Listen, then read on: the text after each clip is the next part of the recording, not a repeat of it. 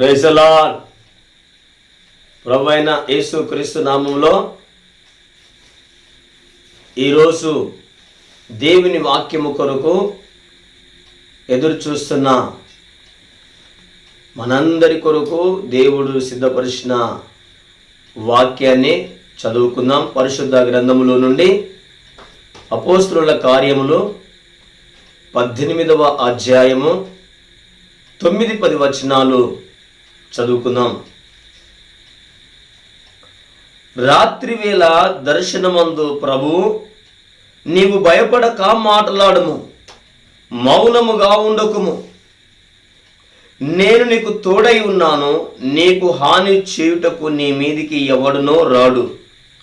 ఈ పట్టణంలో నాకు బహుజనము ఉన్నదని పౌలుతో చెప్పగా, దేవునికి స్తోత్రం. హల్లెలూయా. ప్రేమైన దేవుని బిడ్డారా, కొరంతి అనేటువంటి పట్టణంలో ఎంతోమంది ప్రజలు రక్షణ లేక, ప్రభువును గురించి తెలియక, లోకములో పాపములో నశించి నరకానికి వెళుతున్నటువంటి ఆ పట్టణములో, ఆ ప్రాంతంలో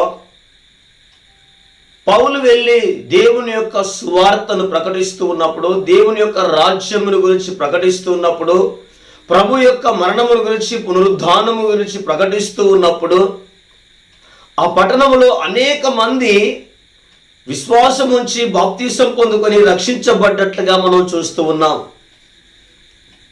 అలాగన ప్రభు గురించి మాట్లాడుతూ ఉన్నప్పుడు, దేవుని రాజ్యం గురించి మాట్లాడుతూ ఉన్నప్పుడు, పాపముల గురించి, నీతిని గురించి బోధిస్తూ ఉన్నప్పుడు, ఆ పట్టణంలో ఉన్నటువంటి కొంతమంది వ్యతిరేకత తీసుకొని వచ్చినప్పటికీ కూడా ప్రభువు దేవుని యొక్క కృపలో ప్రభు పౌలును దర్శించి పౌలుతో దర్శనమందు మాట్లాడుతున్నాడు.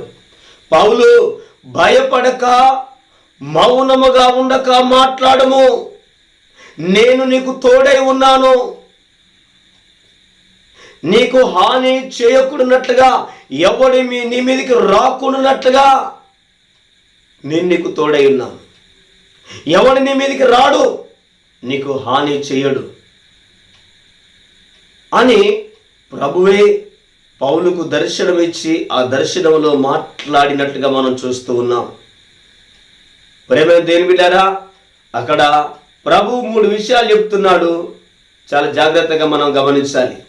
1, నేను నీకు తోడై ఉన్నాను కనుక ఎవడు నీ మీదికి హాని చేయుటకు రాడు. 3వది దేని బిడ్డారా, అక్కడ మనం గమనించినట్లయితే మౌనముగా ఉండక మాట్లాడము. దేవునికి స్తోత్రం. దేని బిడ్డారా, ఈరోజు ప్రభు మనకు తోడై ఉండాలన్నా, ప్రభు దర్శనం మనకు కలిగి మాట్లాడాలన్నా, మనం ఉన్నటువంటి ప్రాంతంలో ఎవ్వరు మన మీనికి రాకుండానట్లుగా, మనకు హాని చేయకుండానట్లుగా మనం ఉండాలన్నా, ఈరోజు మనం ప్రభు గురించి భయపడక, ప్రభు గురించి మౌనముగా ఉండక, ప్రభు గురించి మాట్లాడేటువంటి వారుగా, ప్రభు వాక్యముల గురించి, దేవుని వాక్యముల గురించి, కలువరి సిలువను, ప్రభువైన యేసు క్రీస్తు యొక్క మరణము గురించి, పునరుద్ధానముల గురించి, దేవుని రాజ్యముల గురించి మనం మాట్లాడుదుముగాక. ఆ మాట్లాడేటువంటి కృపను దేవుడు మనకు అనుగ్రహించునుగాక. భయపడుటకు మనకు దేవుడు పిరికి ఆత్మను ఇవ్వలేదు, కానీ దత్తపుత్ర ఆత్మను దేవుడు మనకు అనుగ్రహించాడు. ఆమేన్. అలాంటి దత్తపుత్ర ఆత్మను దేవుడు మన పైన కుమ్మరించి అభిషేకించి, మనం ఉన్నటువంటి ప్రాంతంలో నశించిపోతున్నటువంటి ఆత్మలు రక్షించబడి సంఘములో చేర్చబడినట్లుగా మనం మౌనముగా ఉండక, మనం ప్రభు గురించి, ప్రభు రాజ్యము గురించి, ప్రభు వాక్యముల గురించి, ప్రభు పునరుద్ధానము గురించి, మరణము గురించి మాట్లాడుదుముగాక. అలాంటి మాటలు దేవుడే మన నోటిలో, మన హృదయంలో ఉంచి మాట్లాడి, మనం ఉన్న ప్రాంతంలో ప్రజలందరినీ రక్షణలోనికి నడిపించి సంఘములో చేర్చి సంఘాన్ని తన రాకడకు, రాజ్యానికి సిద్ధపరుచునుగాక. ఆమేన్. దేవుడు ఈ మాటలు, ఈ వాక్యమును ఈరోజు విన్నటువంటి మన హృదయాలలో దేవుడే ముద్రించి భద్రపరిచి ఫలభరితముగా మార్చి ఆశీర్వదించునుగాక. దేవుడే మనకు తోడయునుగాక. ఎవరు మనకు హాని చేయకూడనట్లుగా దేవుడు మనల్ని కాపాడునుగాక. ఆమేన్. ప్రార్థన చేసుకుందాం. ప్రార్థనలో ఏకీభవించండి. పరిశుద్ధుడా, ప్రేమ కలిగిన మా తండ్రి, మీకు వందనాలు, స్తుతులు, స్తోత్రములు చెల్లిస్తున్నాము నాయన. ఈరోజు మీరు మాతో మాట్లాడిన ప్రతి మాటలు మా హృదయాల్లో ముద్రించండి. మీ వాక్యాన్ని మా హృదయంలో ముద్రించండి, భద్రపరచండి, ఫలభరితముగా మార్చండి. మీరే మాకు దర్శనమందు మాతో మాట్లాడి మాకు తోడై ఉండి మేమున్న ప్రాంతంలో ఎవరు మా మీనికి హాని చెడుకు రాకున్నట్లుగా మీరు కాపాడి మీ రాజ్య స్థాపన కొరకు, నశించిపోతున్న ఆత్మరక్షణ కొరకు, సంఘాల క్షమాభివృద్ధి కొరకు వాడుకొని మహిమ ఘనత ప్రభావాలు తెచ్చుకోమని యేసు నామములో ప్రార్థిస్తున్నాను పరమ తండ్రి. ఆమేన్.